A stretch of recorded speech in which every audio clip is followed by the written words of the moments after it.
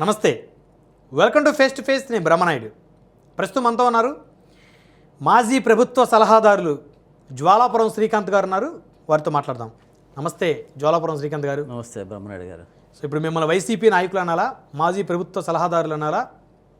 మాజీ ప్రభుత్వ సలహాదారుడు ప్లస్ నేను ఇప్పుడు వైసీపీ నాయకుడు రెండు కదా. అది ఏం తప్పు కాదు, ఇదేం తప్పు కాదు కదా. అంటే ప్రభుత్వ సలహాదారులుగా ఉండేవాళ్ళు ఖచ్చితంగా ఆ ప్రభుత్వం ఏ పార్టీకి సంబంధించిందో ఆ పార్టీ నుంచే ఉండాలనే రూల్ ఏమైనా ఉందా సార్?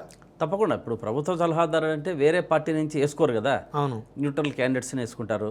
వేరే మన ఇప్పుడు వైసీపీలో టీడీపీ నుంచి వేసుకోమంటే ఎందుకు వేసుకుంటారు?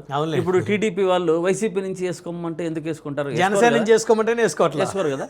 కాకపోతే న్యూట్రల్గా ఉండే వాళ్ళని కూడా వేస్తారు. అంటే దేవాదాయ శాఖ ఉంది, దేవాదాయ శాఖతో నేను కొంచెం అంటే నాకు దేవాలయాల మీద ఒక 2-3 దేవాలయాలతో నేను ట్రస్ట్ బోర్డు మెంబర్గా ఉన్నాను, చైర్మన్గా ఉన్నా. కాబట్టి ఆ యొక్క శాఖకు సంబంధించి నిష్ణాతులైన వాళ్ళను ఎవరైనా వేసుకుంటారు అంతే, దానికి సంబంధించిన వాళ్ళను. కాబట్టి దాంట్లో ఇదేం లేదు. వైఎస్ఆర్ కాంగ్రెస్ పార్టీలోకి ఎప్పుడు చేరారు? సో ప్రభుత్వ సలహాదారుడిగా జగన్మోహన్ రెడ్డి గారు మీకు అవకాశం ఇచ్చే ఆ స్థాయికి ఎలా వెళ్ళగలిగారు? ఒకటి బ్రహ్మనాయుడు గారు, అంటే వైసీపీ పార్టీలో చేరడం అంటే నేను రాజశేఖర రెడ్డి గారితో పాటు నాకు 18 ఏళ్ళ వయసు నుంచి కూడా రాజశేఖర రెడ్డి గారితో పాటు నాకు అనుబంధం. ఎందుకంటే వారి నియోజకవర్గము నా నియోజకవర్గానికి దగ్గర. మాది తాడిమర్రి మండలము లాస్ట్ విలేజ్, పులివెందుల్లో లాస్ట్ విలేజ్ వస్తుందన్నమాట. ఈ యొక్క దీనికి మాది ముంపు గ్రామాల కింద వచ్చింది. ఫస్ట్ ముంపు గ్రామాల కింద వచ్చినప్పుడు డ్యామ్ ఒకటి పార్నపల్లి రిజర్వాయర్ డ్యామ్ అనేది ఒకటి కట్టడం జరిగింది రాజశేఖర రెడ్డి గారి హయాంలో. వారు దానికి సంబంధించిన భూములంతా కూడా చుట్టుపక్కల గ్రామాలు ఒక 15-20 గ్రామాలు ముంపు గ్రామాలు అయ్యాయి. దానికోసం అని చెప్పి రాజశేఖర రెడ్డి గారు మా ఊరికి విలేజ్కి వచ్చినప్పుడు అందరినీ చూస్తూనే వెంటనే ముందు నుంచి కూడా మాకు అనుబంధం ఉండేది.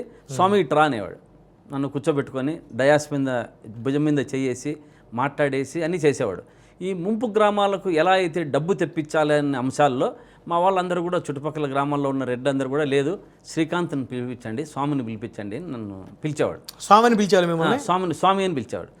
రాజశేఖర రెడ్డి గారితో అలా అనుబంధం స్టార్ట్ అయ్యి రాజశేఖర రెడ్డి గారితో పాటే నేను ఏదైనా కార్యక్రమాలు జిల్లాకు వచ్చినప్పుడు తిరుగుతూ ఈ గ్రామాలకంతా డబ్బు రావాల్సినప్పుడు నన్ను దగ్గరుండి వారు ఇంట్లో కూర్చొని ఐఏఎస్లతో ఐపీఎస్లతో మాట్లాడేసి పొద్దున్నే సెక్రటేరియట్కి నన్ను పంపించేవారు, నువ్వు పోయి ఈ పని కార్యక్రమం చేసుకొని రాని. వారు మళ్ళీ సాయంకాలం వచ్చేటప్పటికే నేను ఇంటికి వచ్చి రిపోర్ట్ ఇచ్చేవాడిని. నేను మరి రాజశేఖర రెడ్డి గారు రామచంద్రరావు అని అడ్వకేట్ గారి దగ్గరికి వెళ్ళేటోళ్ళం ప్రతిరోజు. అట్లా దాదాపు ఒక 6 months జరిగింది. రాజశేఖర రెడ్డి గారు హైదరాబాద్లో ఉన్నప్పుడంతా సాయంకాలం 7 గంటలకు నేను ఆయన ఇంటి దగ్గర ఉంటా. ఆయన కారులో నేను, ఆయన, సూర్యుడు అనే అతను ముగ్గురు గన్మెన్ మాత్రమే పోతాం. 1 గంట 2 గంటలు డిస్కస్ చేస్తాం ఈ ల్యాండ్స్ గురించి దీని గురించి. మరి నేను పొద్దున్నే కార్యాచరణలో పెట్టడానికి నన్ను సెక్రటేరియట్కి పంపించేవాడు.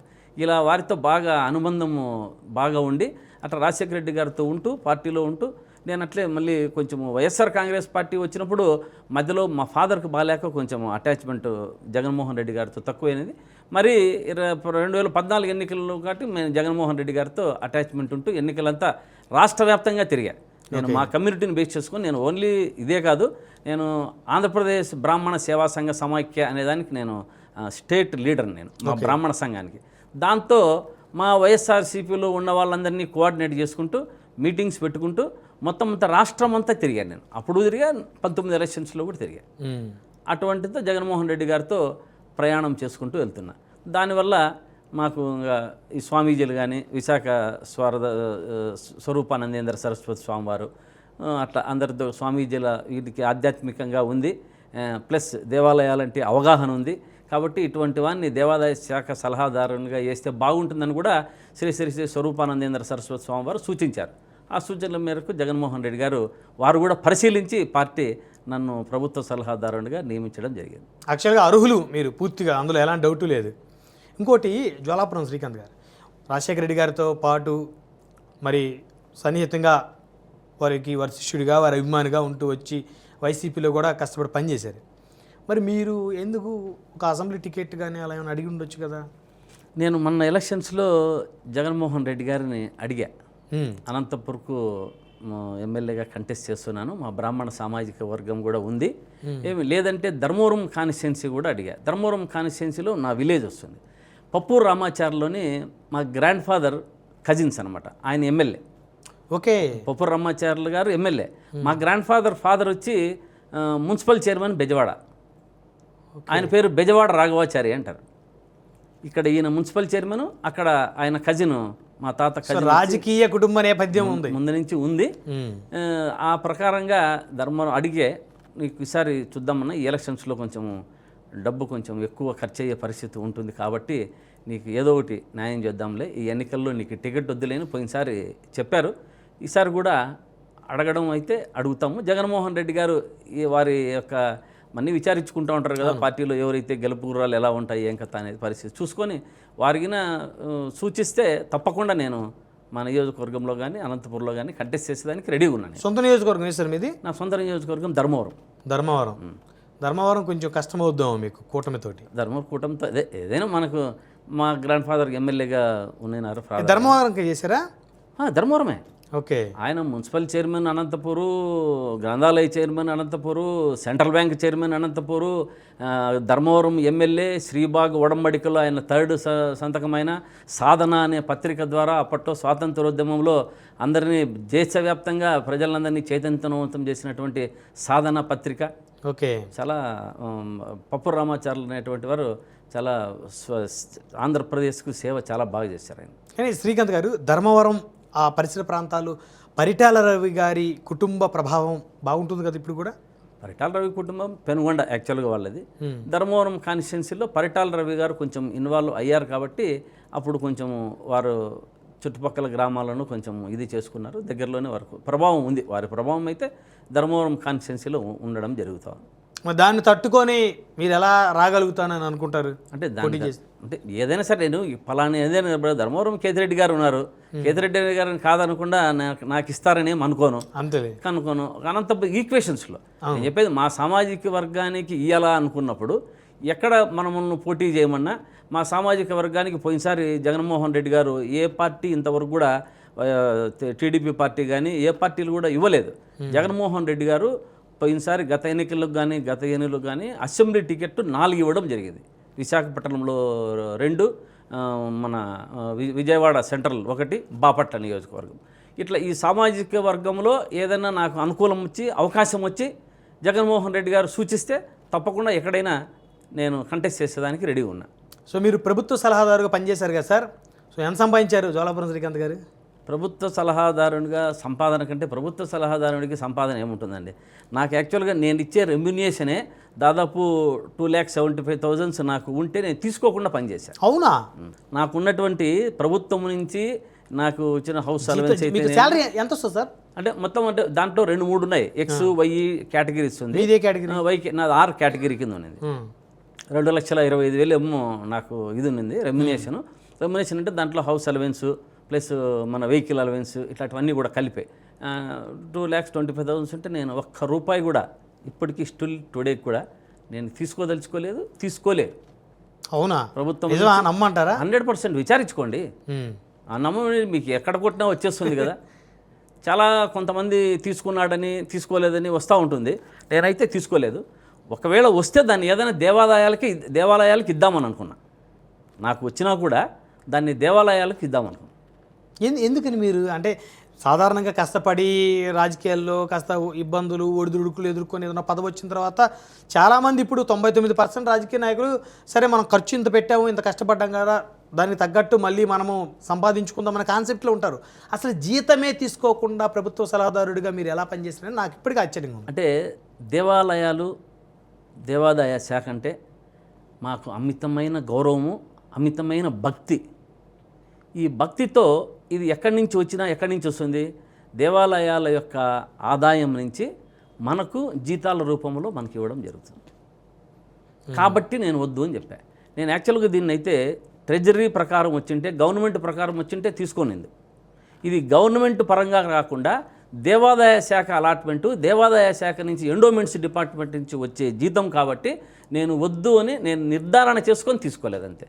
ఏదైనా దేవుని సొమ్మే కదా, కాబట్టి నాకు వద్దు అనుకున్నా. దేవుని మీద అమితమైన భక్తితో, దేవుని మీద ఉన్న అపారమైన గౌరవంతో నేను ఆ శాలరీ తీసుకోలేదు. ఫ్రీ సర్వీస్ చేశాను. నేను నా సొంత ఖర్చులతో తిరిగా. నా సొంత మొత్తం రాష్ట్ర వ్యాప్తంగా కూడా దేవాలయాలు CGF ఫండ్స్ కింద అయితేనేమి, అదేవిధంగా TTD శ్రీవాణి కింద అయితేనేమి దేవాలయాలు చాలా కట్టడం జరిగింది జగన్మోహన్ రెడ్డి గారి టైంలో. దాదాపు 2000 దేవాలయాలు పైగా మనకు దేవాదాయ శాఖ నుంచి కానీ, 2000 దేవాలయాలు పైగా TTD నుంచి కానీ మనకు దీని కింద జీర్ణోద్ధారణ కింద డబ్బులు శాంక్షన్ ఇచ్చి చేశారు. అవన్నీ కూడా నేను నా సొంత ఖర్చులతోనే తిరిగి అక్కడ అన్ని జరిగేటువంటి పనులంతా కూడా వేగవంతంగా చేసేదానికి, పనులు తొందరగా జరిగేదానికి, దేవాలయాలకు అభివృద్ధి చెందేదానికి, తొందరగా అక్కడ మనకు కార్యక్రమాలు జరిగేదానికి నా సొంత ఖర్చులతో తిరిగాను. శ్రీకాంత్ గారు ఏం చేస్తారు బిజినెస్ మీరు? నేను ఇంతకుముందు మైనింగ్ చేసేటోడిని. ఓ, మైనింగ్ అంటే కోట్ల రూపాయలు ఆదాయం ఉంటుంది. అంత పెద్ద కోట్లే ఉంది. చిన్న మెటీరియల్ తీసి మేము మైన్లో తీసుకొని ఫ్యాక్టరీస్కు నేను సప్లై చేసేవాడు. సిమెంట్ ఫ్యాక్టరీస్కి డోలమైటు ఇటువంటివంతా కావాల్సి వస్తుంది ఫ్యాక్టరీస్కి. మనం మైనింగ్ అంటే మరీ తోడి అంత పెద్దగా తీసుకొని అందరి మాదిరి పెద్ద సామ్రాజ్యం కాదు. ఏదో క్వాడ్జ్ అటువంటి ఏదైనా సరే మెటీరియల్ సప్లై ఫ్యాక్టరీస్కి చేస్తూ ఉంటాం. మరి మీరు పెద్దగా ఊహించి మరి అంటే నాకు గాలి జనార్దన్ రెడ్డి గారు గుర్తొస్తున్నారు. మీరు మైనింగ్ చేశానంటే గాలి జనార్దన్ రెడ్డి అదొక పెద్ద సామ్రాజ్యము. గాలి జనార్దన్ రెడ్డి మైనింగ్ ఇది వేరే, మనం మెటీరియల్ సప్లై అంతే. చిన్న సామ్రాజ్యం ఉంది. చిన్న సామ్రాజ్యం. పర్లేదా? ఇబ్బందులు ఏం లేవుగా? ఏం ఇబ్బంది ఏం లేదు. సో అందుకనే జీతం కూడా తీసుకోకుండా పనిచేసాం.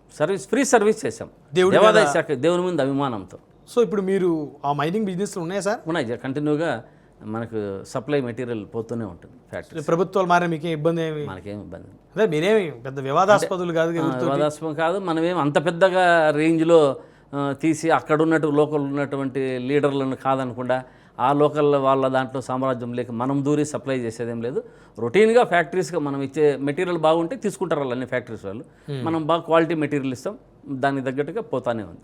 దాని గురించి ఏం మనకేం ఎక్కడ ఇబ్బంది ఇంతవరకు పడలేదు. సార్, వైఎస్ఆర్ కాంగ్రెస్ పార్టీ ప్రభుత్వ హయాంలో జగన్మోహన్ రెడ్డి గారు ముఖ్యమంత్రిగా ఉన్నప్పుడు చాలామందిని ప్రభుత్వ సలహాదారులుగా నియమించి కోట్ల రూపాయల ప్రజాధనాన్ని దుర్వినియోగం చేశారు అనేది ప్రధానంగా కూటమి వారి మీద, ఆ ప్రభుత్వం మీద ఆరోపించిన ఆరోపణలు ఒకటి. కానీ మీరేమో జీతం తీసుకోలేదు అంటున్నారు. నేనే కాదు, నాతో పాటు ఇంకా 2-3 కూడా తీసుకోలేదు జీతం. వాళ్ళు కూడా ఉన్నారు. జీతం తీసుకోకుండా సర్వీస్ చేసిన వాళ్ళు ఉన్నారు. వారే మున్సిపల్ దానికి ఏదో ఉన్నారు. కాకపోతే ఒకటైతే చెప్తా, కానీ టీడీపీ ప్రభుత్వము అనవసరంగా దాన్ని రాజ్యాంతం చేసింది. అంటే ఏదో ఒకటి బురద జల్లాల, ప్రభుత్వాన్ని డిగ్రేడ్ చేయాలని. కానీ గతంలో 2014-19లో జరిగినటువంటి తెలుగుదేశం ప్రభుత్వంలో సలహాదారులు 100 మంది ఉన్నారు. చెక్ చేసుకోండి కావాలంటే. 100 మంది. ఆంధ్రప్రదేశ్కు చెందిన వాళ్ళు ఒక 30-40 ఉంటే, అమెరికా, US, కెనడా వీరి యొక్క సామ్రాజ్యాన్ని విస్తరించడానికి తెలుగుదేశం ప్రభుత్వానికి, చంద్రబాబు నాయుడు గారికి అనుంగులు అనుమాయులు దేశవ్యాప్తంగా ఉంటారు కదా, వాళ్ళందరినీ కూడా తీసి అక్కడ కూర్చోబెట్టి ఇక్కడ శాలరీ ఇవ్వడం జరిగింది. మరి దాన్ని ఏమంటారు? అవునా? 100% చూసుకోండి కావాలంటే. ఇది ఎప్పుడు 14 to 19 చెప్పేది 14-19 మధ్యలో. 19 మాకు మా మధ్యలో 24 మంది, దాదాపు 36 మంది 37 మంది సలహాదారులు ఉన్నారు వాళ్ళ ప్రభుత్వంలో. అప్పుడు చెప్పేది వాళ్ళ ప్రభుత్వంలో 100 మంది ఉన్నారు. జగన్మోహన్ రెడ్డి గారి ప్రభుత్వంలో దాదాపు 37 మందో 36 మందో ఉన్నారు. ఇప్పుడు మళ్ళీ దాదాపు 50 మంది అయ్యారు వీళ్ళు. ఏమంటే జగన్మోహన్ రెడ్డి గారు అపాయింట్మెంట్ ఇచ్చేటప్పుడు కానీ వీడు ఫలానా ఇతను దీనికి సర్వీస్ చేస్తాడు, ఇది ఈ యొక్క కార్యక్రమాలు దీని ద్వారా అభివృద్ధి చెందుతాయని ప్రపంచానికి, దేశానికి తెలియజెప్పేస్తాడు. టీడీపీ ప్రభుత్వంలో చంద్రబాబు నాయుడు గారు వేసినవి ఏదో 3-4 పేర్లు తప్ప మిగతావన్నీ బయటకు వచ్చాయి చెప్పండి. మన ఆధ్యాత్మికవేత్త అయినటువంటి చాగట్టి కోటేశ్వరరావుది ఒకటి బయటకు వచ్చింది, ఇంకొకటి మైనార్టీకి ఒకటి బయటకు వచ్చింది. ఈ తప్ప ఇంతమంది 50 మంది ఉన్నారని ఎవరికైనా తెలుసా? 50 మందిని సలహాదారుని వేశారు ఈ ప్రభుత్వంలో. చాప కింద నీరు మాదిరి వేస్తారు సార్. మరి ఎవరికి తెలియదు.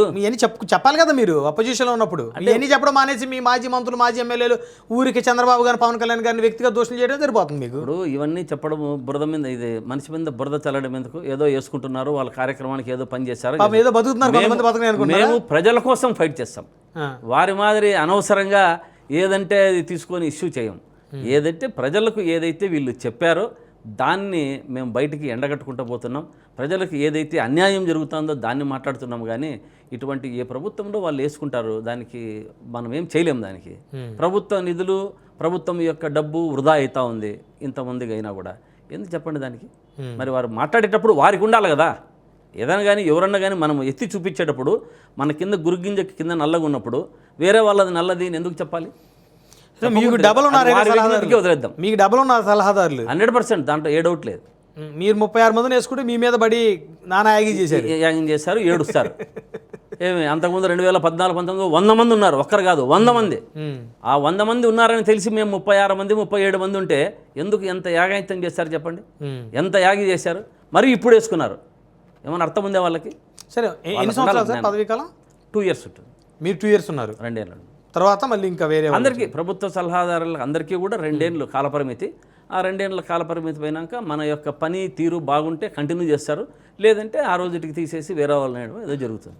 ఇప్పుడు మీరు మాజీ ప్రభుత్వ సలహాదారులు కాబట్టి మిమ్మల్ని ఒకటి అడుగుదాం అనుకుంటున్నా, అసలు అంతగాని ఏమిస్తారు సార్ సలహాలు?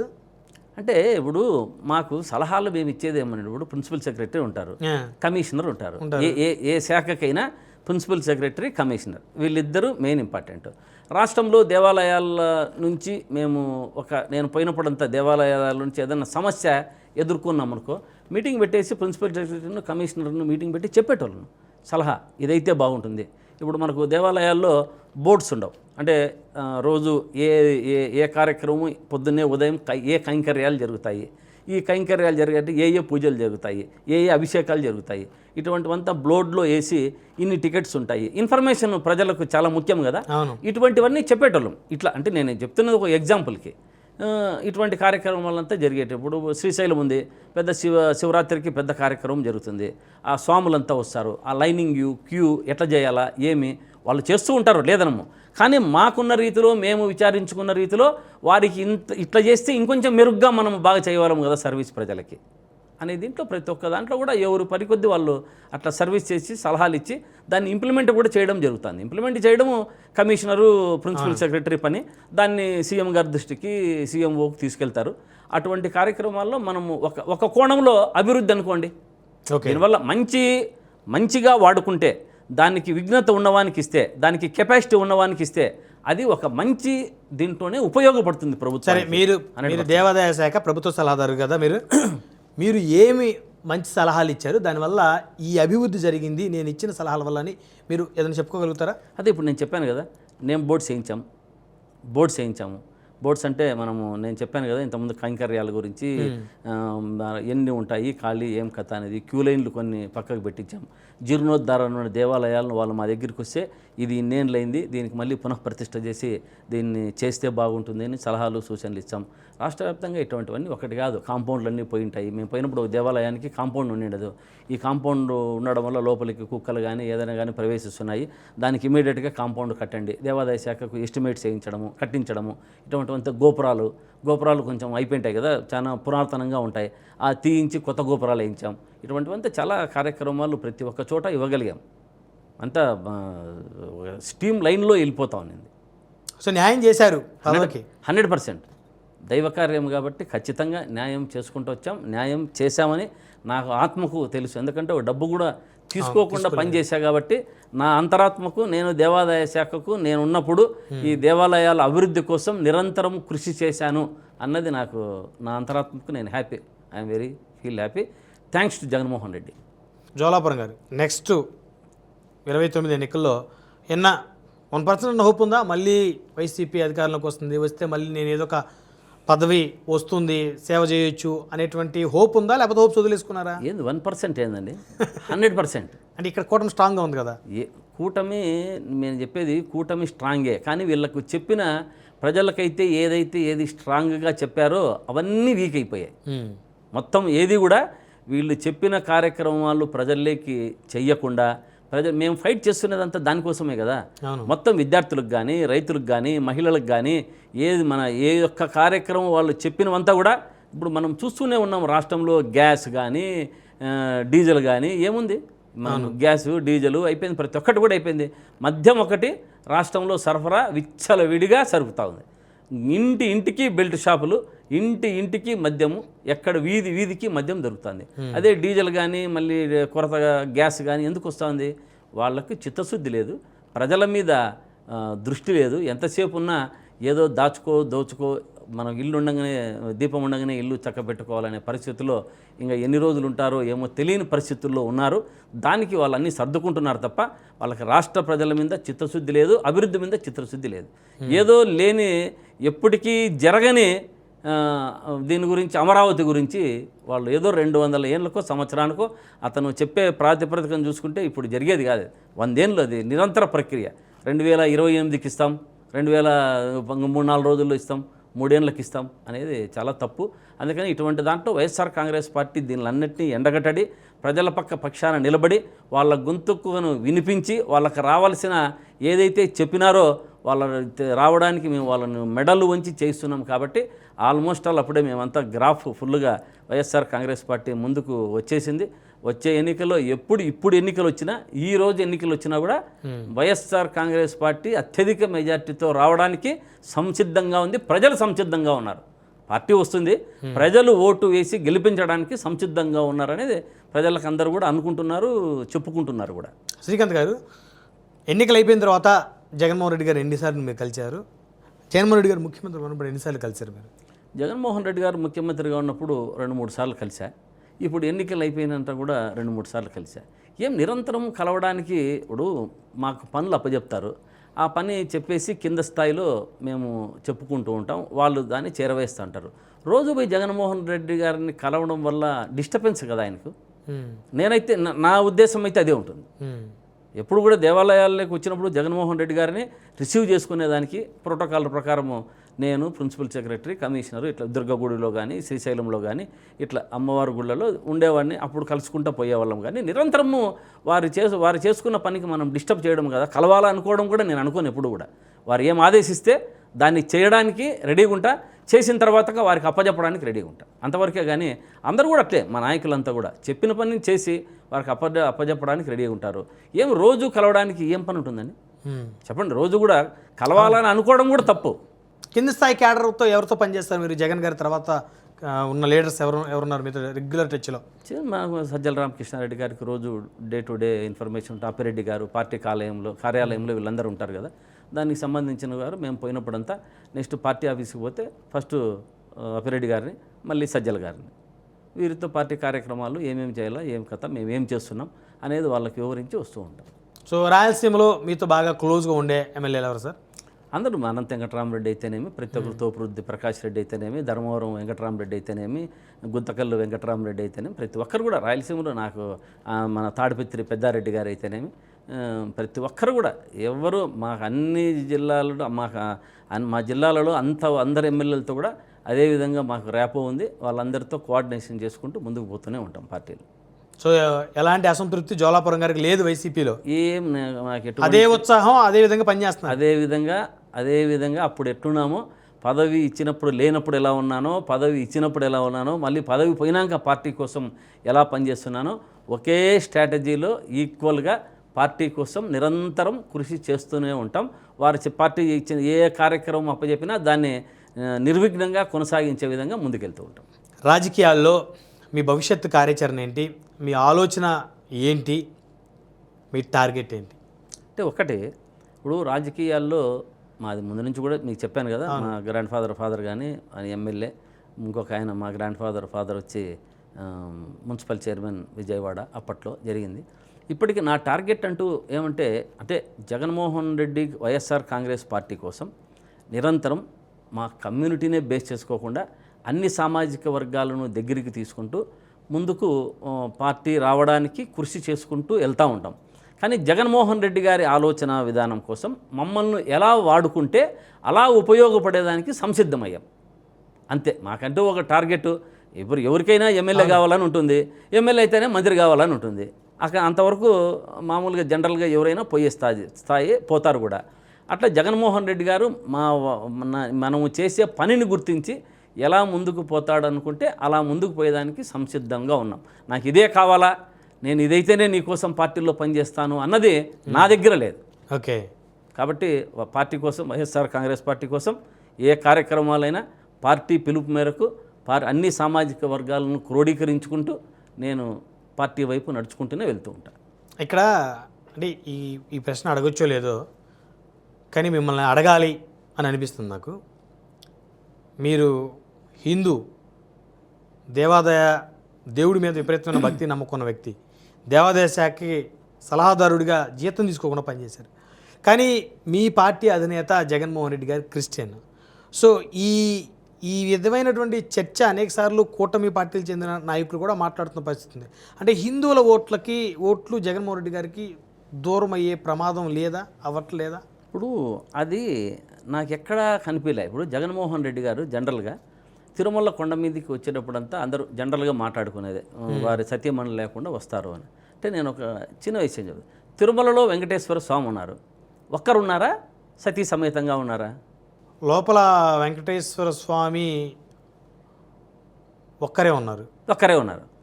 స్వామి ఒక్కరు ఉంటూ స్వామి వక్షస్థలంలో అమ్మవారిని పెట్టుకున్నారు. అవును. అదేవిధంగా జగన్మోహన్ రెడ్డి గారు కూడా భారతి గారిని వక్షస్థలంలో నింపుకొని పోయి బట్టలు సమర్పించారు. అంటే మీరు మరీ జగన్ గారికి వెంకటేశ్వర స్వామి గారికి కంపేర్ చేయడం అట్లా కాదు, నచ్చకదండి. ఇప్పుడు మనసులో ఉంటే చాలు అది. ఇప్పుడు మొన్న ఏదో ఒక కార్యక్రమంలో చూసాము, సింహాచల దేవస్థానంలో వంగలపూడి అనిత గారు, హోంమంత్రి గారు ఒకరే వచ్చారా, పచ్చితో పాటు వచ్చారా? ఒకరే వచ్చినట్టు. మరి మేమేమన్నా ప్రశ్నించామా? అంటే పరిస్థితులు బేస్ చేసుకొని అంతే. అట్లా ఉండాల పార్టీలు అంటున్నా నేను. ఒక క్రిస్టియనా, ఒక ముస్లిమా, ఒక హిందువా అనేది కాదు, అన్ని వర్గాలు కలిస్తేనే ఆంధ్రప్రదేశ్ ప్రభుత్వం. అంటే నేను ఇది ఎందుకు మిమ్మల్ని అడిగానంటే, మీరు ఒక బ్రాహ్మణ్, సో మీ సామాజిక వర్గం సంబంధించి రాష్ట్ర వ్యాప్తంగా ఒక నాయకుడిగా ఉన్నారు, అందరినీ ఏకం చేసి. ఇప్పుడు మొత్తాన్ని కూడా వైసీపీకి వచ్చే ఎన్నికల్లో ఓట్లు వేయించాలి అనేటువంటి ఇదితో కూడా మీరు ఉన్నారు. అలాంటప్పుడు బ్రాహ్మణులు వైఎస్ఆర్ కాంగ్రెస్ పార్టీకి, జగన్మోహన్ రెడ్డి గారు క్రిస్టియన్ కాబట్టి ఏ మేరకు వారి దగ్గర అవుతారు అనేది నా క్వశ్చన్. ఇక్కడ మనకు సనాతన ధర్మం, మన హిందూ సాంప్రదాయం ఏం చెప్తుందంటే, ఎవరున్నా కూడా దేవాలయాలకు ఎవరు పోయినా సతీ పతి ఇద్దరు వెళ్ళాలి అని చెప్తుంది. అవును. మామూలు మనం కొంచెము ఆధ్యాత్మిక రామాయణంలోకి వెళ్ళామంటే, రాముడు ఒక యాగం చేసేటప్పుడు సీత ఉండదు. ఏం చేస్తారు? స్వర్ణ సీతను పెట్టుకొని యాగం చేస్తారు. అవును. రాముడు చేయగలుగుతాడు, చేస్తారు కూడా. కానీ మరి ఇక్కడికి వచ్చేటప్పటికి సీత స్వర్ణ రాముడిని పెట్టుకొని ఎక్కడా చేయలేదు కదా, ఉందా? చరిత్రలో లేదు. వాస్తవమా కాదా ఇది? అవును. కాబట్టి ఎవరైనా సరే ఈ పట్టు వస్త్రాలు తీసుకుపోవడానికి మనకు భార్య లేకపోతే భర్త తీసుకొని వెళ్ళచ్చు. కానీ భార్యాభర్తలు ఇద్దరుండి పోవడం శ్రేష్టం అంటారు. భార్య ఒక్కటే తీసుకుపోయేది ఇంతవరకు చూడలే, మొన్నే చూసాం మన సింహాచల దేవస్థానంలో. కాబట్టి ఇటువంటి అంశాలంతా కూడా చాలా సున్నితంగా ఉంటాయి, చాలా సున్నితమైన అంశాలు, హిందూ సంప్రదాయానికి సంబంధించినవి. కానీ ఒక రాష్ట్ర ముఖ్యమంత్రిగా తీసుకువెళ్ళాలి అన్నప్పుడు తప్పదు, అది తీసుకెళ్తారు, తప్పు లేదు. అది హిందూ సంస్కృతి సాంప్రదాయంలో ఉన్న రాజు తీసుకుపోవలసినది, గుడ్డలు తీసుకోవాల్సిన, దేవునికి వస్త్రాలు తీసుకోవాల్సిన బాధ్యత రాజుది. రాజు మనసులో వారి భార్యను నింపుకొని పోవడంలో తప్పు లేదు అని నేను చెప్తున్నా. ఇంకా మళ్ళీ దీని గురించి విశ్లేషకులు ఏం మాట్లాడతారో నాకైతే తెలియదు. కానీ హిందూ సాంప్రదాయం అట్లా జగన్మోహన్ రెడ్డి గారిని ఎవరు కూడా క్రిస్టియను అని చూపడం లేదు, చూడలేదు. తెలుగుదేశం పార్టీ బురద చల్లుతూ ఉందంటే, ఎందుకంటే రాజశేఖర రెడ్డి గారి నుంచి చూసాం మనము, ఆ కాలం నుంచి చూసుకున్నాం. వాళ్ళు హిందువులన్నా, హిందూ సాంప్రదాయాలన్నా, స్వాములన్నా చాలా ఎనలేని భక్తి గౌరవం ఉన్నటువంటి కుటుంబం అది. ఇప్పుడు రాజశేఖర రెడ్డి గారు చూద్దాం. మనకు రాజశేఖర రెడ్డి గారు ఉన్నప్పుడు 2 రాష్ట్రాలు, ఉభయ రాష్ట్రాలు ఉన్నప్పుడు ధూపదీప నైవేద్యాల కింద ఇంతమంది అర్చకులను కానీ తీసుకొని వచ్చి డబ్బు ఇచ్చినటువంటి వ్యక్తి మొట్టమొదటిగా ముఖ్యమంత్రి వైఎస్ రాజశేఖర రెడ్డి గారు. మళ్ళీ రాజశేఖర రెడ్డి గారు క్రిస్టియన్ అయితే ఎందుకు చేస్తారండి ఇవంతా? మరి దాన్ని ఏం చేశాడు జగన్మోహన్ రెడ్డి గారు? తండ్రికి తగ్గ తనయుడుగా ఈ యొక్క కార్యక్రమాలంతా ధూపదీప నైవేద్యాలను అప్పుడున్నట్టు వాళ్ళని రెట్టింపు చేసి మరి అంత ఇంకొక 30-40 వేల మంది అర్చకులను ఉపయోగపడేటట్టుగా, వాళ్ళకి జీవనోపాధి ఉండేటట్టుగా దేవాలయాలన్నింటినీ అభివృద్ధి చెందారు. మరి ఎందుకు చేయవలసి వచ్చింది? చంద్రబాబు నాయుడు గారు విజయవాడలో కొట్టిన 30-40 దేవాలయాల్ని జగన్మోహన్ రెడ్డి గారు పునఃప్రారంభించారు, పునఃప్రతిష్ఠ చేశారు. దీన్ని ఎలా చూస్తాం? మళ్ళీ ఇటువంటి కార్యక్రమాలంతా ఎవరు చేశారు? ఇంత జీర్ణోద్ధరణ CGF నిధుల కింద అయితేనేమి, టీటీడీ శ్రీవాణి కింద అయితేనేమి ఎన్ని దేవాలయాలు కట్టించారు, ఎన్ని దేవాలయాలు శాంక్షన్ చేశారు. ఆ దేవాలయాలకు నేనే సాక్షి. అవన్నీ కూడా పొయ్యి చూసుకొని ఎప్పటికప్పుడు దాన్ని క్రోడీకరించి సమీకరణ చేసి తొందరగా ప్రారంభించి ప్రతిష్టలు జరిగేటట్టుగా చూసాం. ఎందుకు చేస్తారండి? ఇప్పుడు జరిగాయా ఒకటన్నా చెప్పండి. కాబట్టి ఈ మన శ్రీకాకుళం జిల్లాలో జరిగినటువంటి రామతీర్థంలో జరిగినటువంటి ఈ తల నరకడం అయితేనేమి, రాముని తల తీసిండేది అది టీడీపీ ప్రభుత్వం చేసిండేది, దాంట్లో ఏ డౌట్ లేదు. ఎందుకంటే ఇప్పుడు గవర్నర్గా ఉన్నటువంటి గోవా గవర్నర్గా ఉన్నటువంటి రాజుగారు మనకు విశాఖపట్నంలో A2గా ఉన్నటువంటి ముద్దాయిని పక్కన నిలబెట్టుకొని తెలుగుదేశం ప్రభుత్వం వచ్చిన తర్వాత 5 లక్షల రూపాయలు అతనికి ఏదో ఎక్స్గ్రేషియా ఇచ్చారు. అంటే ఇప్పుడు వాళ్ళ మనిషి కాదా? నేను చెప్తున్నా, ఇది బురద చల్లడానికి చేయించింది అనేది దీనికి ఇటువంటి వాస్తవాలు. కాబట్టి జగన్మోహన్ రెడ్డి గారికి హిందువులన్నా, హిందూ సాంప్రదాయాలన్నా అమితమైన గౌరవము, అమితమైన ప్రేమ, దేవాలయాలన్నా కూడా అతనికి చాలా చిత్తశుద్ధితో అభివృద్ధి చేసేదానికి ముందు ఉంటాడు అని తెలియజేస్తుంది. జోలాపురం గారు ఏం చదువుకున్నారు మీరు? నేను డిగ్రీ అయిపోయింది, నాది లా డిస్కంటిన్యూ. లా డిస్కంటిన్యూ డిగ్రీలు ఏంటి సార్? బిఏ చేశాను. బిఏ ఏ ఇయర్ సార్ పాస్ అవుట్? నేను 89 82లో 10th అయిపోయింది. ఓకే. ఒకసారి మరీ డిస్కంటిన్యూ అయింది, కొంచెం వచ్చి డిగ్రీ కష్టపడి డిగ్రీ దాకా లాగారు. కొంచెము చదువు కంటే అప్పటికే రాజశేఖర రెడ్డి గారి వెనకంబడి నడిచే ప్రక్రియ స్టార్ట్ అయింది. మొత్తం ఇంకా ఆ భాష చదువు కంటే ముందు ఆయన చూస్తూనే ఏదో ఒక ఆ వయసులో రాజకీయ పిచ్చి పట్టి ఉంటుంది. రాజకీయ పిచ్చి పట్టింది, ఒక తన్మయత్వము, ఆయనతో పాటు ఉండాలా, ఆయనతో నడవాలా అని ఎంతసేపు ఉన్నా కూడా ఇంట్లో నుంచి ఇట్లా బయటికి వెళ్ళేవాడిని. ఉద్యోగం ఏం ట్రై చేయలేదా? ఉద్యోగం ఎక్కడ ట్రై చేయాలి, ఇక డిగ్రీ దాకా లాగటమే కష్టం. ఉద్యోగం ఊరి దగ్గర భూములు ఉన్నాయి, మాది బాగా 600 ఎకరాలు 700 ఎకరాలు భూస్వాములు మేము అప్పటికే. ఇప్పుడు ఉన్నాయా అన్నీ లేదు, మన డ్యామ్ కింద వెళ్ళిపోయాయి. రాజశేఖర రెడ్డి గారు కట్టిన డ్యామ్ కింద మాది పక్కన విలేజ్, దాదాపు మాది చాలా పెద్ద ఫ్యామిలీ. మా ఫాదర్ వాళ్ళు 12 మంది, మా 12 మంది. కాబట్టి చదవడానికి, పెళ్లిళ్ళు చేయడానికి కొంచెం అందరూ తలా కొంత కంప్లీట్ చేశారు. ఇంకా ఏదో 150 ఎకరాలు 200 ఎకరాలు మిగిలితే డ్యామ్ కింద మొత్తం అంతా కూడా కంప్లీట్ అయ్యింది. ప్రభుత్వం వచ్చింది. అప్పట్లో ఎకరాకంతా 1,02 లక్షలు ఇచ్చేవాళ్ళు, ఇప్పుడు 15, 20, 30 లక్షలు వచ్చింది. అప్పటికి చాలా తక్కువ వచ్చింది. సో కాబట్టి ఏం ఉద్యోగం వైపు ఏం మనం ప్రయత్నం చేయలే, ఏం చేసుకోలే నేను. సో వచ్చే ఎన్నికల్లో రాజకీయంగా అవకాశం వస్తే పోటీ చేయడానికి సిద్ధంగా ఉన్నారు? తప్పకుండా జగన్మోహన్ రెడ్డి గారు ఆదేశిస్తే, వారి సమీకరణలు దృష్టిలో పెట్టుకొని ఆదేశిస్తే తప్పకుండా ఎక్కడి నుంచైనా నేను పోటీ చేయడానికి సిద్ధంగా ఉన్నా. ధన్యవాదాలు జోలాపురం శ్రీకాంత్ గారు. నమస్తే అండి. మరి ఇది చూశారు కదా, ప్రభుత్వ సలహాదారుడిగా తాను పనిచేసినప్పటికీ దేవుడి మీద ఉన్నటువంటి నమ్మకంతో, భక్తితోటి దేవాదాయ శాఖ ప్రభుత్వ సలహాదారుడిగా ఉండి 2 ఏళ్ల పాటు సేవలు అందించి ₹1 కూడా జీతం తీసుకోకుండా పనిచేశానని, రానున్న ఎన్నికల్లో వైఎస్ఆర్ కాంగ్రెస్ పార్టీ తరపు నుంచి పోటీ చేసే అవకాశం వస్తే ఎమ్మెల్యేగా పోటీ చేయడానికి సిద్ధంగా ఉన్నానంటున్నారు మాజీ ప్రభుత్వ సలహాదారులు వైసీపీ నాయకులు జ్వాలాపురం శ్రీకాంత్ గారు. మరొక వారం మరొక అతిథితో మళ్ళీ కలుద్దాం. చూస్తూనే ఉండండి పవర్ 9 మీడియా.